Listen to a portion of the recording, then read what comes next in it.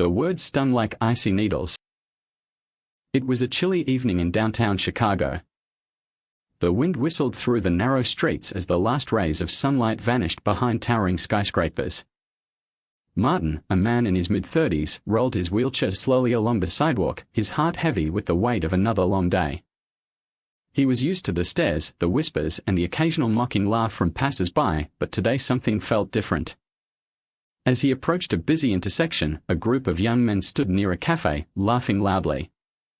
One of them, a tall figure with dark hair and a broad smile, noticed Martin and immediately snickered. "Look at this guy," he said, loud enough for everyone to hear. "What a joke." Martin kept his eyes forward, hoping the comment would fade into the noise of the city. But the laughter followed him, growing louder, sharper. The tall man stepped closer, nudging his friends, who joined in with mocking gestures and cruel words. "Hey, look, it's Mr. Wheelchair. You need a hand. Or maybe you need someone to push you around like the loser you are." The words stung like icy needles. Martin clenched his fists, the muscles in his arms straining as he pushed himself faster, ignoring the cruel taunts. He had learned to deal with such behavior over the years, but it never got easier. Every day, he faced the same judgment, the same pity disguised as scorn. But what he didn't know was that, just a few feet away, an observer stood in the shadows, watching everything unfold. Jason Rhodes, the CEO of a major tech company, had just finished a meeting and was on his way to his car when he noticed the commotion. At first, he thought it was just another group of rowdy youths. But when his eyes locked on Martin, something inside him shifted. Jason had everything a man could dream of: wealth, success, power. But over the years, he had become numb to the world around him, surrounded by luxury and adoration. He had forgotten what it was like to feel empathy, to truly see people. Until now.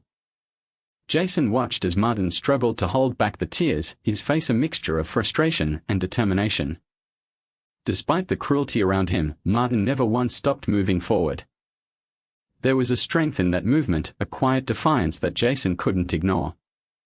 He approached the group of young men, his sharp business attire and confident stride making them pause. "What's so funny?" Jason asked, his voice calm yet firm. The tall man turned to face him, smirking at the sight of the well-dressed billionaire. "This guy in that chair. What a loser." Jason didn't flinch. He stepped closer, his gaze piercing through the arrogance of the young man. "You think it's funny to mock someone who's fighting every day to live a life of dignity? You think it's entertaining to belittle someone who has far more courage than you ever will?" The young men fell silent, unsure how to respond to the man who towered over them, not just physically but with the weight of his words. Jason turned to Martin, who had stopped in his tracks, surprised by the intervention. "Are you all right?" Jason asked, his tone softer now, the cold edge replaced by something more genuine.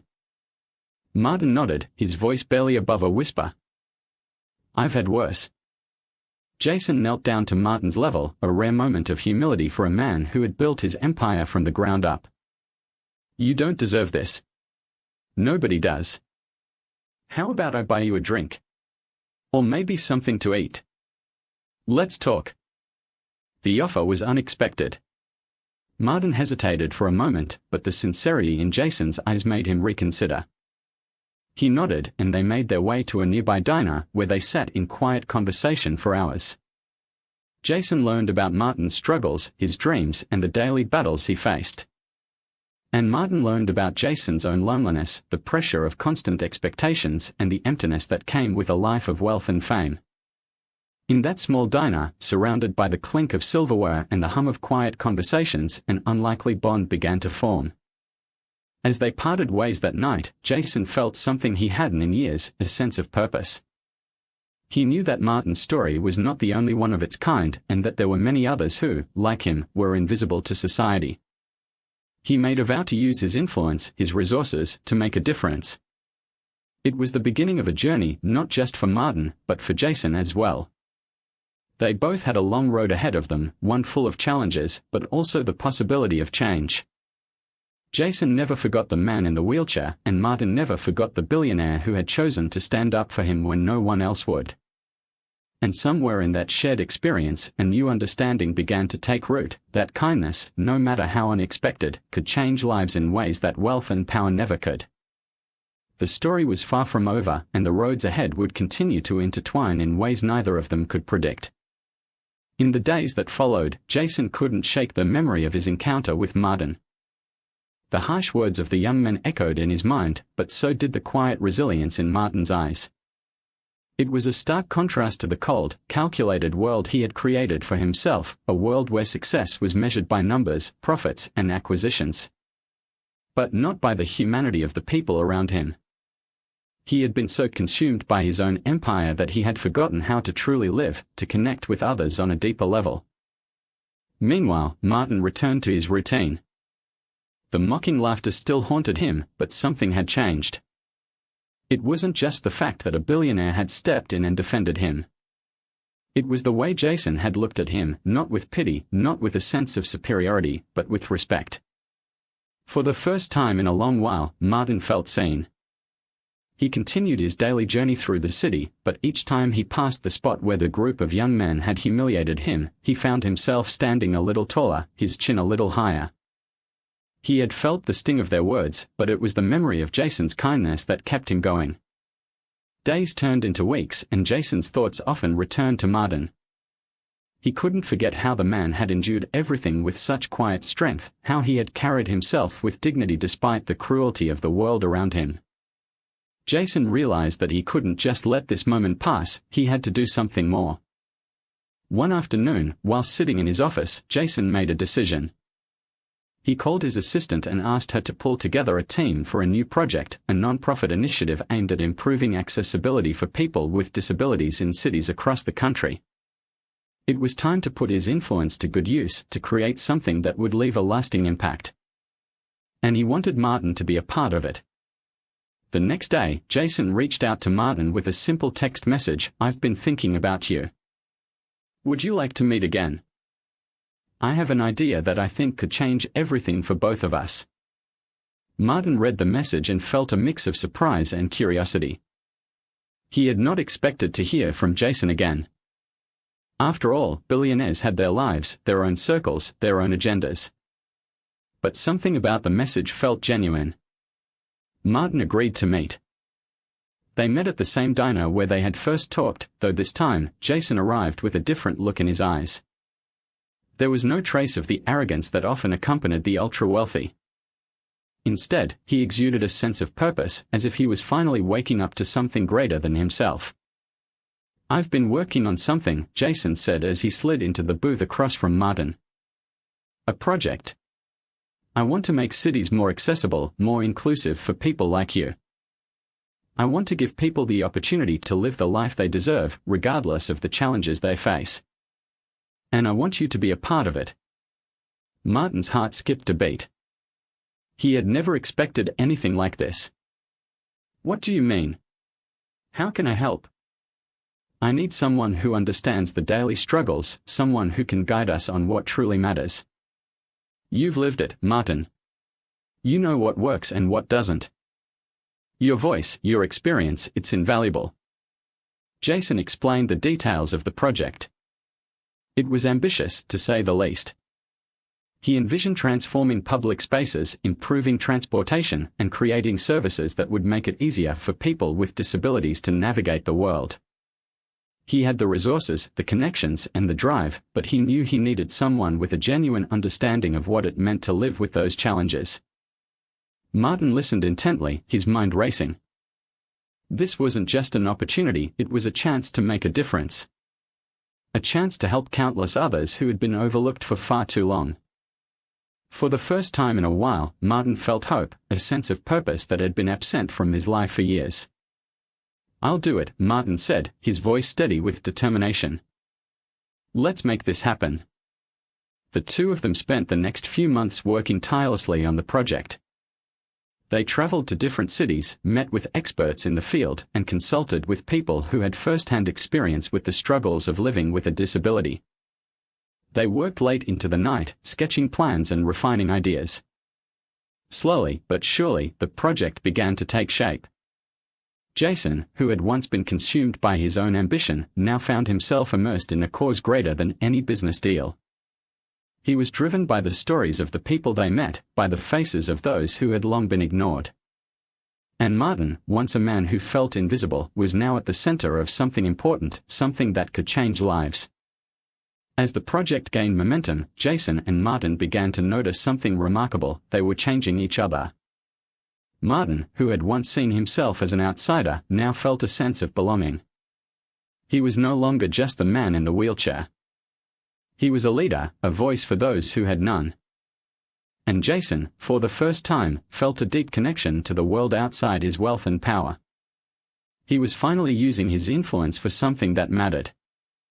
Months later, they stood together at the launch event for their initiative. The crowd gathered in front of them, a mix of people from all walks of life, all united by the same cause. Martin stepped up to the podium, his heart pounding in his chest. He looked out at the crowd and smiled. "This is for all of us. This is for those who have been forgotten, for those who have fought quietly every day. It's time for the world to see us, to hear us. And it's time for us to take our place in it." The applause that followed was thunderous, but it wasn't the loud cheers that mattered. It was the quiet understanding in the eyes of those who had never had a voice, the realization that their lives were about to change for the better. And as Martin and Jason shared a brief, knowing glance, they both understood something: the road ahead was still long, but they were no longer walking it alone. Months passed, and the initiative Jason and Martin had launched was gaining momentum. Cities across the country began to implement changes.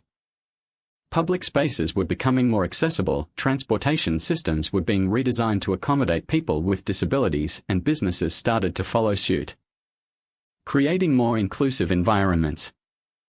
But the journey was far from over.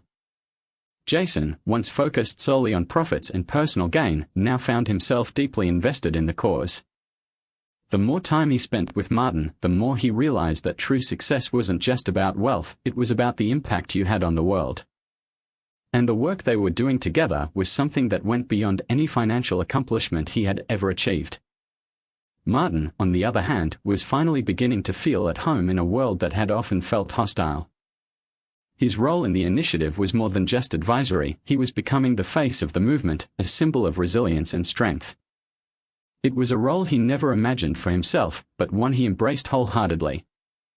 One evening, as they were preparing for a major conference where they would present the latest progress of the project, Martin found himself reflecting on how much had changed since that first meeting with Jason in the diner. He had been a man on the fringes of society, struggling with the everyday challenges that many took for granted. Now, he was standing at the forefront of something much bigger than himself. But as the project's success grew, so did the pressure. Media attention intensified, and with it came scrutiny. Both Jason and Martin found themselves facing new challenges. Balancing public expectations, managing the rapidly growing organization, and dealing with unforeseen obstacles that often felt insurmountable. One evening, after a particularly grueling day of meetings and press conferences, Martin was exhausted. He sat in his apartment, looking out at the city skyline, thinking about how far he had come. But there was still a lingering fear, a fear that the project might lose its way, that the very thing they had built might crumble under the weight of success. Jason called him around midnight, his voice weary but determined. "Martin, we need to talk." Martin could hear the tension in his friend's voice. "What's going on?" "I don't know how to explain it, but something's wrong. The media, the public, they are all expecting so much from us. We can't be everything to everyone, and it's starting to feel like we are losing sight of why we started this." Martin sat up straighter, listening carefully. "Jason, we are doing what we can. We knew this wouldn't be easy." "I know," Jason replied, his voice softening. "But I feel like I'm drowning in all this noise. Sometimes I wish it could just be about the people we are trying to help, without all the pressure." Martin paused, thinking. He had felt that weight, too, but he knew that they had come too far to give up now. "Jason, remember why we started this. It was never about being perfect. It was about making a real difference. We have to stay true to that, no matter how loud the world gets.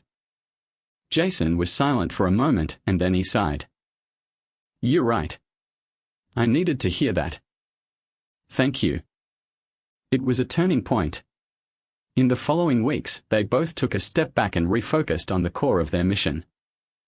They streamlined the organization, cutting through the unnecessary noise, and put the voices of the people they were helping at the forefront once again. Jason started focusing more on the behind-the-scenes work, leaving the public appearances and media attention to Martin, who had become a natural spokesperson for the movement. The shift in focus made a difference. The initiative grew stronger, and the impact was undeniable. But with success came new challenges.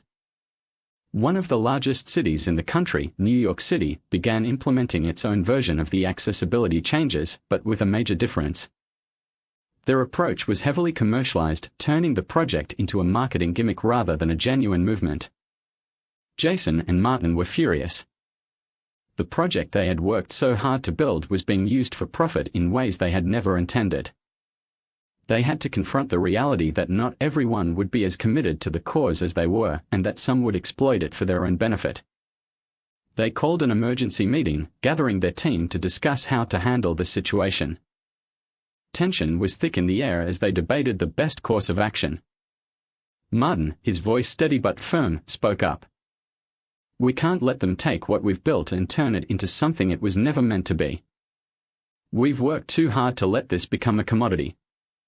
We need to reclaim the narrative and show the world that we are about more than just making money, we are about real change. Jason nodded in agreement. We are not just here to check boxes. We are here to make lives better, and if that means fighting back against the commercialization of our movement, then we'll do it. The team rallied behind them, and they decided to launch a counter-campaign, highlighting the authentic, grassroots nature of their initiative. They would speak directly to the people who had been helped, share their stories, and remind the public of the true mission. Accessibility for all, without the corporate greed that often tainted such efforts. The battle was fierce, but in the end, they succeeded. The commercialized version of the project was met with backlash, and the original initiative regained its integrity. Their movement became a beacon of hope for many, a reminder that true change could only come when people worked together with compassion and purpose. As the years went on, Jason and Martin continued to push forward, knowing that there was still much work to be done. But they had learned something invaluable along the way. Success wasn't just about the destination, but about the journey and the people who walked it with you. And as they stood together at another press event, looking out at the crowd of supporters who had gathered, Martin couldn't help but smile. From the man in the wheelchair who had once been laughed at on the streets to the leader of a national movement, he had come a long way. And he knew this was just the beginning. Years passed, and the movement that Jason and Martin had created continued to grow. What had started as a simple idea had transformed into a nationwide initiative that changed the lives of countless individuals. Cities became more accessible, attitudes shifted, and the world began to embrace a vision of inclusivity that was once thought impossible. Martin had become a symbol not just of resilience, but of the power of collaboration. His story was shared in schools, community centers, and media outlets. He wasn't just the face of the movement, he was its heart. And Jason, once a man who had been driven solely by wealth, was now known for something entirely different, his commitment to making the world a better place. But as the years rolled on, they both knew that their work was never truly done. While cities had become more accessible, the fight for equality and inclusivity was ongoing. There were always new challenges, new obstacles to overcome. One afternoon, as Jason and Martin sat in the office, looking over the latest reports, Martin leaned back in his chair, taking a deep breath. It's been a long road, he said softly. But it's been worth it. Jason nodded, his gaze thoughtful. We've done more than we ever imagined, haven't we? Martin smiled, a quiet sense of pride in his eyes. Yeah. We've changed lives. But there's still more to do. We've made a difference, but the world isn't perfect yet. And that means we keep going. Jason laughed, a rare sound that felt like freedom itself. I don't think either of us is the kind of guy to rest on our laurels. No, Martin agreed with a chuckle. And I don't think the world is ready for us to slow down either. They shared a look, a silent understanding passing between them. They knew they couldn't stop now. The fight for accessibility and inclusivity was far from over, but they were ready for whatever came next.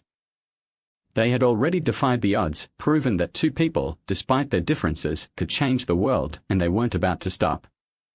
As the sun set over the city, casting a golden hue over the skyline, Martin turned to Jason one last time. "We've come a long way, Jason. But the road isn't finished yet. Let's keep walking it. Together." Jason smiled, his eyes full of conviction. Together. And with that, they looked forward to the future, a future they had already begun to shape, a future where the world would be a little more inclusive, a little more compassionate, and a little more like the dream they had fought for all along.